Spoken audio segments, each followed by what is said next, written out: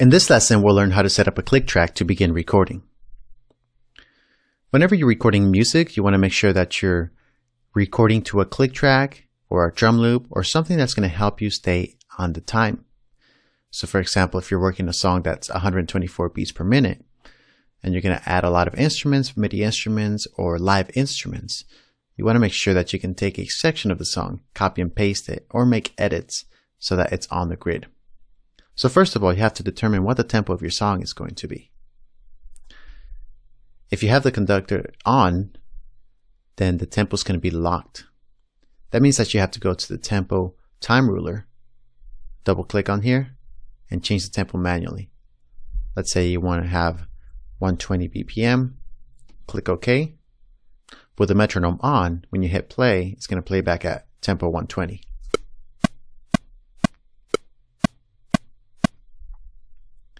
Now let's say that you wanted to change the tempo from here. When you click and drag that, you can't because the conductor is locked. So deselect the conductor track, and now you can freely click and drag this. But if you don't know what the tempo of your song is, you can also tap that in. By highlighting this number, you can use the letter T on your computer keyboard and tap the tempo. That's 136. Let's play that back. For this example, we'll start at 80.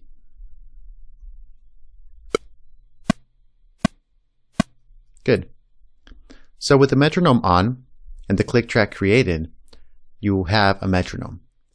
But the thing is that it's not very creative sound. It's not very inspiring when you're recording vocals or guitars to hear a metronome or a click track. So there's a couple of things that you can do. One is adding an instrument track as a loop, or the other one is adding an audio track as a loop. And let me show you how to do both. We'll go to track and choose new. We'll create one stereo instrument track and click create. And there it is. And under the inserts, we'll select multi-channel plugin, instrument, expand to. Expand is a free plugin that comes with Pro Tools, and this contains all types of sounds from strings, guitars, drum loops, shakers, percussions, you name it. And on the presets menu, which is up here, you're going to click and you're going to choose category number 28, loops. And for now, we'll just choose busy shakers.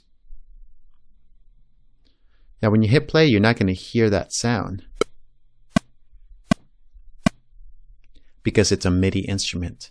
It wants to receive information from your MIDI controller or keyboard, or you'd have to draw it in using the pencil tool.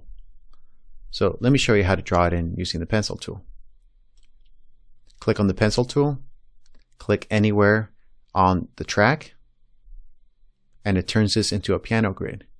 Now it's actually really small, so you can expand the track. You can kind of see all the octaves there. 3 is the most common, which is middle C or C3. And we'll just draw a note. And there's our note. So let's play that from the top.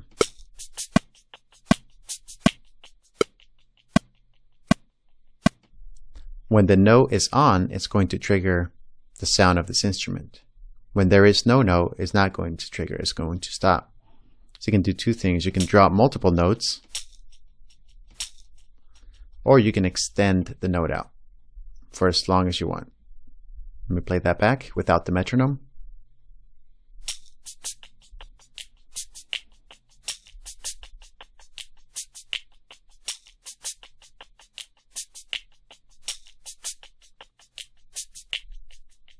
So here in the shakers is a much more creative way of recording an instrument rather than hearing the click track.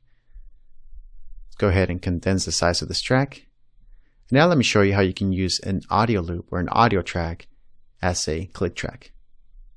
For this, we're going to go to Window and choose New Workspace. And the workspace is pretty much like a browser or finder to access different files that are on your computer or external hard drives.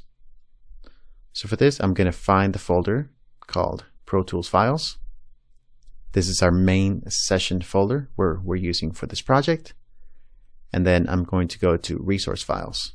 Open that. And here I have different audio files that come with the project. Now on the top right, you want to click on this and choose Loop Preview. Also enable Auto Preview. And lastly, audio files conform to session tempo. What that does, it enables this metronome icon, and it tells me that whatever audio I preview from here is going to match the tempo session that I have. Let's audition the drum loop. You also have volume control.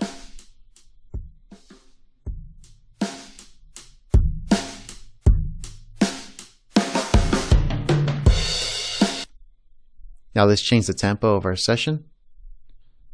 124. Go back to Window, Workspace, and now let's audition that same drum loop again.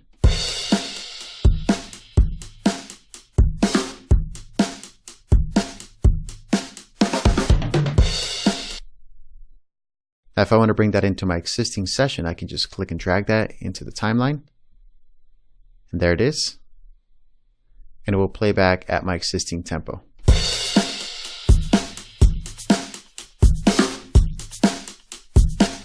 It will also follow the tempo after the fact. So if I change the tempo down to like 88 and play it back, you see that the WAV file automatically time stretched to my tempo.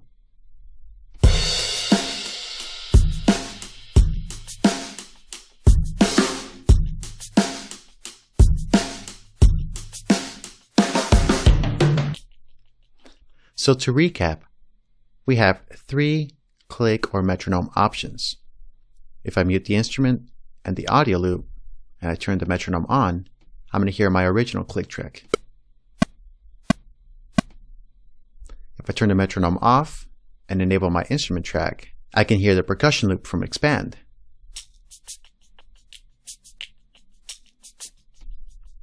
And if I mute the instrument track, I can hear the drum loop that we brought in.